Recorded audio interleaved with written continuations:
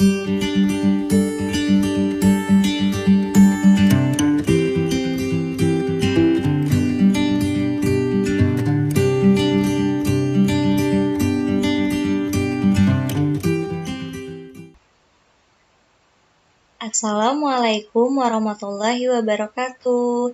Halo semuanya anak-anak bunda, apa kabar nak? Semoga kabarnya selalu sehat ya anak-anak bunda yang soleh dan solehah.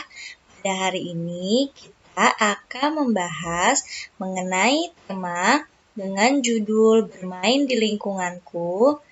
Tema 2, subtema 2, pembelajaran 1 sampai dengan 6. Lalu materi pada hari ini adalah antara lain yang pertama, wujud benda, sifat benda, perubahan wujud benda, etika saat bertamu, dan larangan saat bertamu.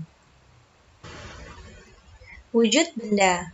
Wujud benda memiliki 3 aspek, yaitu yang pertama, benda padat. Benda padat memiliki beberapa contoh, nak.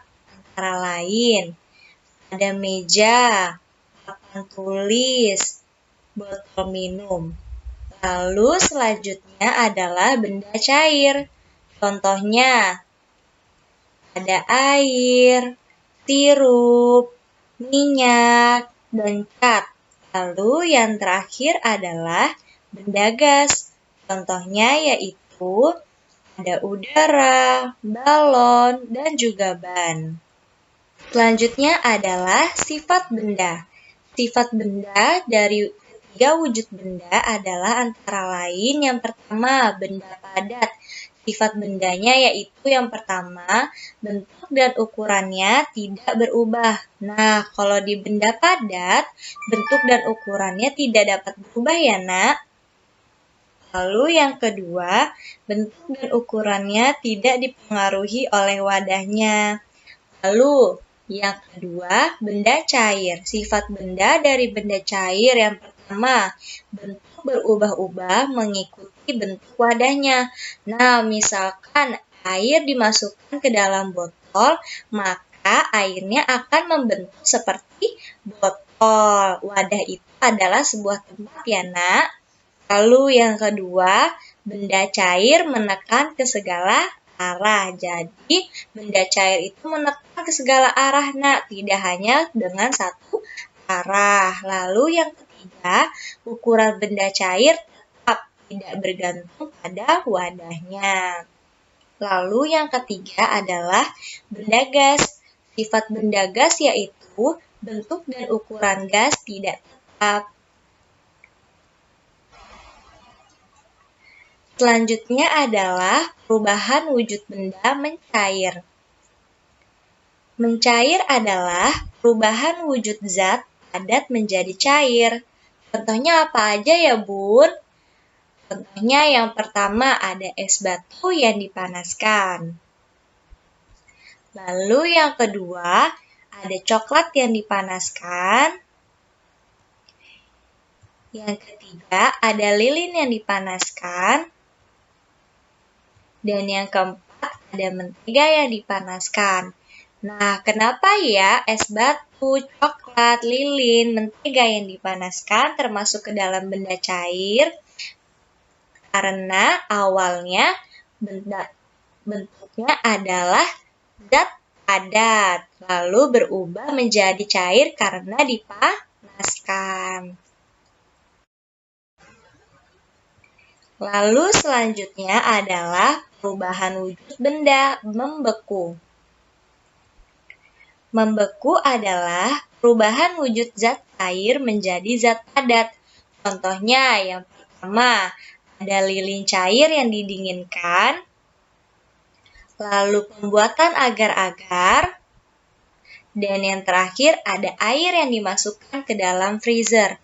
Nah, kenapa ya lilin yang cair didinginkan, pembuatan agar-agar, air yang dimasukkan ke dalam freezer termasuk ke dalam perubahan wujud benda membeku? Karena awalnya lilin, air, dan agar-agarnya merupakan zat cair. Lalu setelah lilin didinginkan, lalu agar-agar dimasukkan ke dalam lemari es, dan juga air dimasukkan ke dalam freezer, lalu berubah menjadi zat padat. Maka ketiga contoh ini masuk ke dalam perubahan wujud benda membeku. Lalu selanjutnya adalah perubahan wujud benda menguap. Menguap adalah perubahan wujud dari zat cair menjadi gas. Yang pertama, ada pakaian basah yang dijemur di bawah sinar matahari dan beberapa waktu menjadi kering.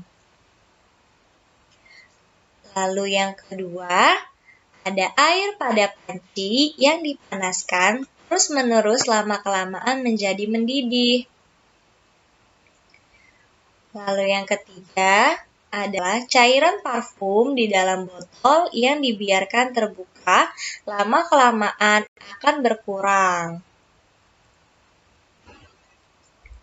Lalu selanjutnya adalah perubahan wujud benda mengembun. Mengembun adalah perubahan wujud dari gas menjadi zat cair. Contohnya yaitu air embun yang ada di daun-daun pada pagi hari. Lalu selanjutnya adalah perubahan wujud benda mengkristal. Mengkristal adalah perubahan wujud dari gas menjadi zat padat. Contohnya yaitu yang pertama, proses pembuatan garam, dan yang kedua adalah bentuknya salju dari butiran-butiran air di langit. Lalu selanjutnya adalah perubahan wujud benda menyublim. Menyublim adalah perubahan wujud zat padat menjadi gas. Contohnya yaitu kapur barus di dalam lemari semakin lama ukurannya semakin kecil. Lalu yang selanjutnya adalah etika saat bertamu. Etika saat bertamu yang pertama adalah jika sempat, sebaiknya beritahu terlebih dahulu lewat telepon bila ingin bertemu. Nah, jika kita ingin bertemu dengan teman, ingin bertemu dengan saudara sebelumnya, lebih baik kita menghubungi orang yang akan kita temui terlebih dahulu ya nak. Lalu yang kedua, bila telah berjanji datang jam sekian, usahakan tepat waktu.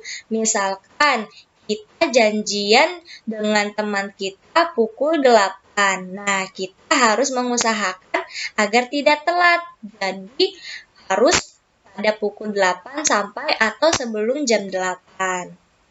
Lalu yang ketiga, bersabarlah sampai ada yang datang membukakan pintu.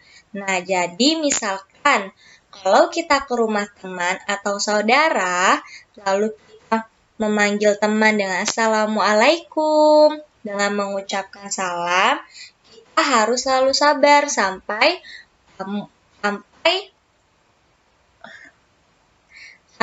penghuni rumahnya keluar. Lalu yang keempat adalah mengucapkan salam. Lalu yang kelima, sedekat apapun hubungan tamu dengan penghuni rumah, namanya bertamu harus ingat waktu. Nah, jadi misalkan tiba-tiba di tengah-tengah sedang bercerita atau ngobrol dengan teman, tiba-tiba azan berkumandang. Nah, jika azan telah berkumandang, alangkah baiknya kita berhenti untuk mengobrol atau kita lepas pulang. Lalu yang keenam, bersikaplah sopan selama bertamu, terutama bila baru berkenalan. Lalu yang terakhir adalah ketika tamu hendak pamit, mengucapkan salam. Lalu yang selanjutnya adalah larangan saat bertamu. Yang pertama, tidak boleh membiarkan pintu terbuka begitu saja. Yang kedua, mengotori dan membiarkan rumah berantakan. Ketiga, tidak mematuhi peraturan yang ditetapkan pemilik rumah. Keempat, tidak tepat waktu, terlambat, atau terlalu cepat datang. Yang kelima, tidak membantu merapikan tempat tidur. Dan yang terakhir adalah masuk ke dalam ruangan pribadi tanpa izin. Alhamdulillah, baiklah sekian pembelajaran kita pada hari ini anak-anak bunda yang soleh dan soleha. Tetap semangat belajar di rumah ya nak. Sehat-sehat selalu. Wassalamualaikum warahmatullahi wabarakatuh.